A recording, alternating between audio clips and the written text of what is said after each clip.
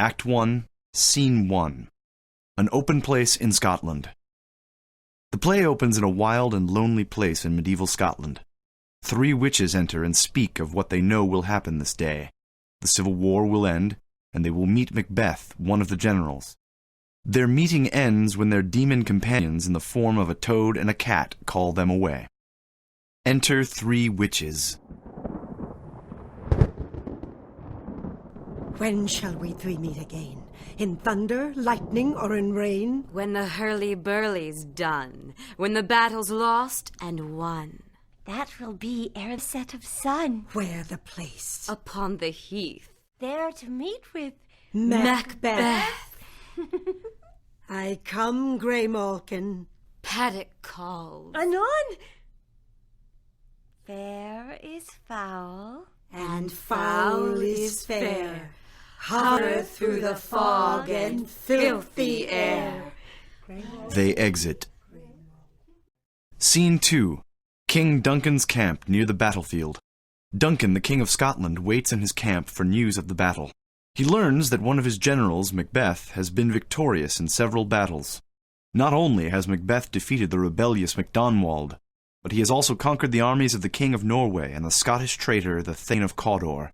Duncan orders the Thane of Cawdor's execution and announces that Macbeth will receive the traitor's title.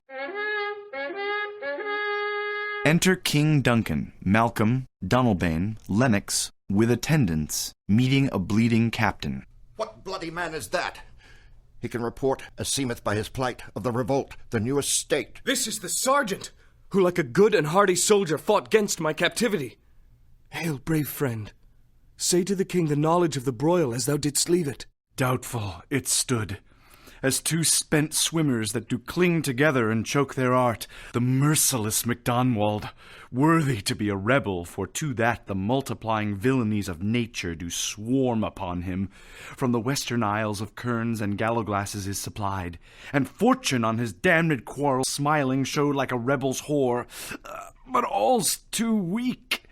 For brave Macbeth, well he deserves that name, disdaining fortune with his brandished steel, which smote with bloody execution like valor's minion, carved out his passage till he faced the slave, which ne'er shook hands nor bade farewell to him, till he unseamed him from the nave to the chops, and fixed his head upon our battlements. Oh, valiant cousin, worthy gentleman! As whence the sun gins his reflection, shipwracking storms and direful thunders break, so that from that spring, whence comfort seemed to come, discomfort swells. Mark, King of Scotland, mark! No sooner justice had, with valor armed, compelled these skipping kerns to trust their heels, but the Norwegian lord, surveying vantage, with furbished arms and new supplies of men, began a fresh assault. Dismayed not this captains, Macbeth and Banquo? Yes, as sparrows eagles, or the hare the lion. If I say sooth, I must report they were as cannons overcharged with double cracks, so they doubly redoubled strokes upon the foe, except they meant to bathe in reeking wounds, or memorize another Golgotha, I cannot tell. But I am faint. My gashes cry for help. So well thy words become thee as thy wounds. They smack of honor both. Go, get him surgeons! The captain is led off by attendants. Enter Ross and Angus. Who comes here? The worthy Thane of Ross. What a haste looks through his eyes! So should he look that seems to speak things strange. God save the king! Whence camest thou, worthy Thane? From Fife, great king, where the Norwegian banners flout the sky and fan our people cold. Norway himself, with terrible numbers, assisted by that most disloyal traitor, the Thane of Cawdor, began a dismal conflict, till that Bellona's bridegroom, lapped in proof, confronted him with self-comparisons, point against point, rebellious arm against arm, curbing his lavish spirit, and to conclude, the victory fell on us! Great happiness! That now Sweno, the Norway's king, craves composition. Nor would we deign him burial of his men till he dispersed at St. Colum's Inch $10,000 to our general use. No more that Thane of Cawdor shall deceive our bosom interest. Go, pronounce his present death, and with his former title, greet Macbeth. I'll see it done. What he hath lost, noble Macbeth hath won. They exit. Scene 3. A bleak place near the battlefield. While leaving the battlefield, Macbeth and Banquo meet the witches, who are gleefully discussing the trouble they have caused. The witches hail Macbeth by a title he already holds, Thane of Glamis. Then they prophesy that he will become both Thane of Cawdor and king. When Banquo asks about his future, they speak in riddles, saying that he will be the father of kings, but not a king himself. After the witches vanish, Ross and Angus arrive to announce that Macbeth has been named Thane of Cawdor. The first part of the witch's prophecy has come true, and Macbeth is stunned. He immediately begins to consider the possibility of murdering King Duncan to fulfill the rest of the witch's prophecy to him. Shaken, he turns his thoughts away from this horrid image. Enter the three witches. Where hast thou been, sister? Killing swine. Sister, where thou? A sailor's wife had chestnuts in her lap, and munched and munched and munched. Give me, quoth I, aroint thee, witch, the rump-fed Runyon cries. Her husband's to Aleppo gone, master of the Tiger, but in a sieve I'll thither sail, and like a rat without a tail, I'll do, and I'll do. I'll give thee a wind. Thou art kind. And I another. I myself have all the other, and the very ports they blow, all the quarters that they know in the shipman's card. I'll drain him dry as hay. Sleep shall neither night nor day hang upon his penthouse lid. He shall live a man forbid. Weary 7 nights 9 times 9 shall he dwindle, peak, and pine. Though his bark cannot be lost, yet it shall be tempest-tossed. Look what I have. Show me, show me. Here I have a pilot's thumb, racked as homeward he did come. A drum! A drum! Macbeth doth come!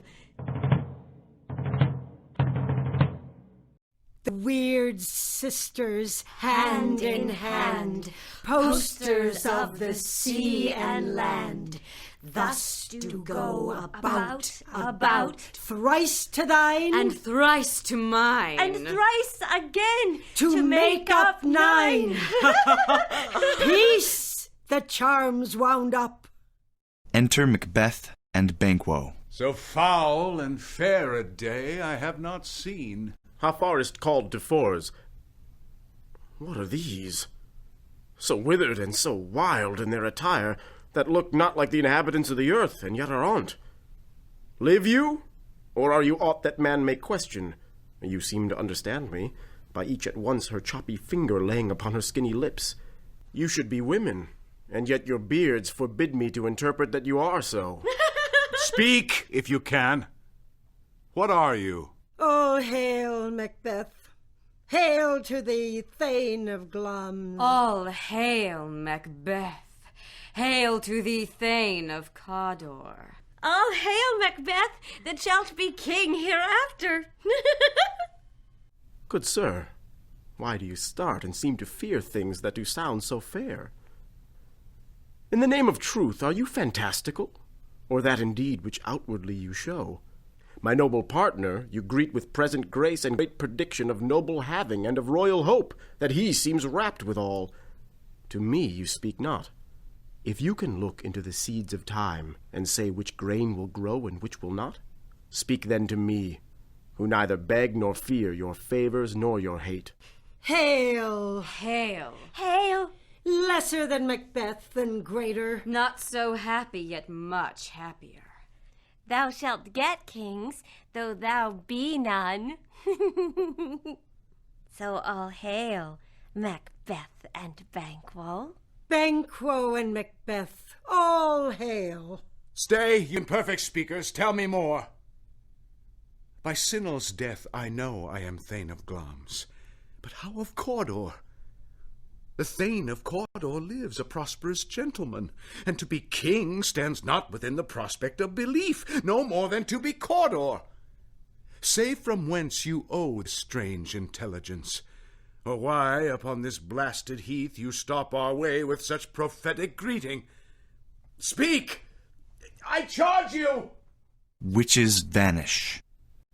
The earth hath bubbles, as the water has, and these are of them. Whither are they vanished? Into the air, and what seemed corporal melted as breath into the wind. Would they had stayed. Were such things here as we do speak about? Or have we eaten on the insane root that takes the reason prisoner? Your children shall be kings. You shall be king. Thane of Cawdor, too, went it not so? To the self-same tune and words. Who's here? Enter Ross and Angus. The king hath happily received, Macbeth, the news of thy success. And when he reads thy personal venture in the rebels' fight, his wonders and his praises do contend which should be thine or his. Silence with that.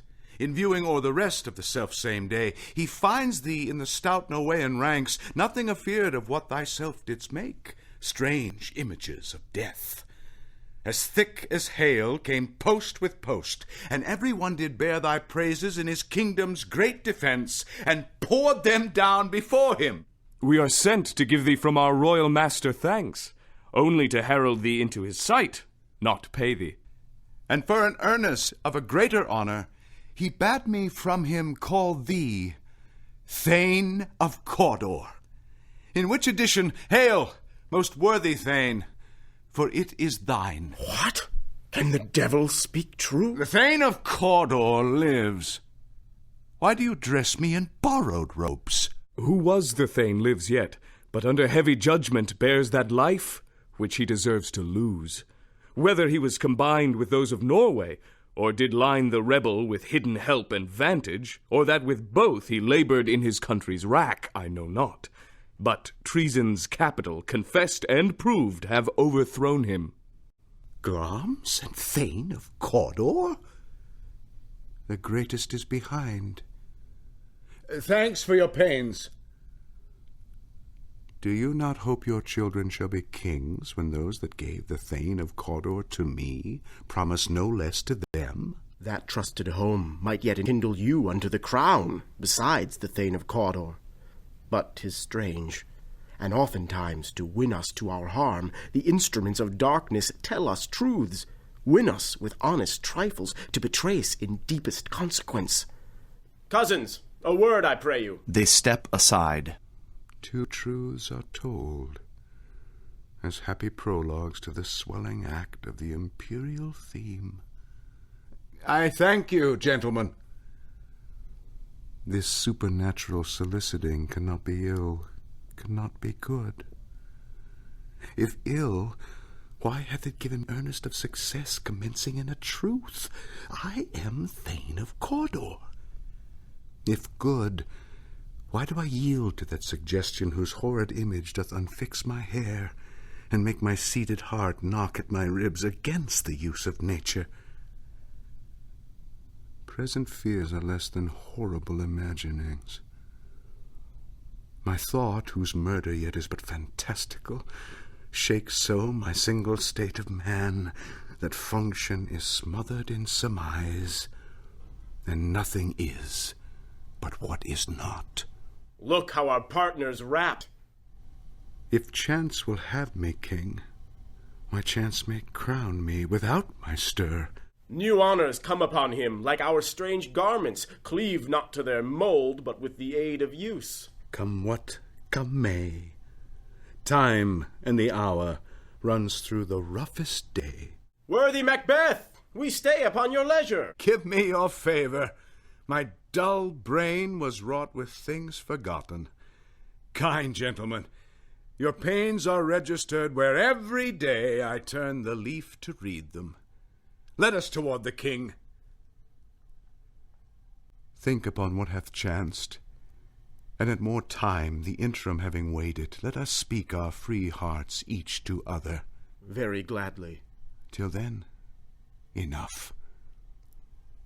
Come, friends! They exit. Think upon what hath chanced, and at more time, the interim having waited, let us speak our free hearts each to other. Very gladly. Till then, enough. Come, friends! They exit. Scene 4. Room in the king's palace at Forres. King Duncan receives news of the execution of the former Thane of Cawdor. As the king is admitting his bad judgment concerning the traitor, Macbeth enters with Banquo, Ross, and Angus. Duncan expresses his gratitude to them and then, in a most unusual action, officially names his own son Malcolm as heir to the throne. To honor Macbeth, Duncan decides to visit Macbeth's castle at Inverness. Macbeth, his thoughts full of dark ambition, leaves to prepare for the king's visit. Enter King Duncan, Lennox, Malcolm, Donalbain, and attendants. Is execution done on Cawdor? Are not those in commission yet returned? My liege, they are not yet come back, but I have spoke with one that saw him die, who did report that very frankly he confessed his treasons, implored your highness pardon, and set forth a deep repentance. Nothing in his life became him like the leaving it. He died as one that had been studied in his death, to throw away the dearest thing he owed as 'twere a careless trifle. There's no art to find the mind's construction in the face. He was a gentleman on whom I built an absolute trust. Enter Macbeth, Banquo, Ross, and Angus. Oh, worthiest cousin, the sin of my ingratitude even now was heavy on me.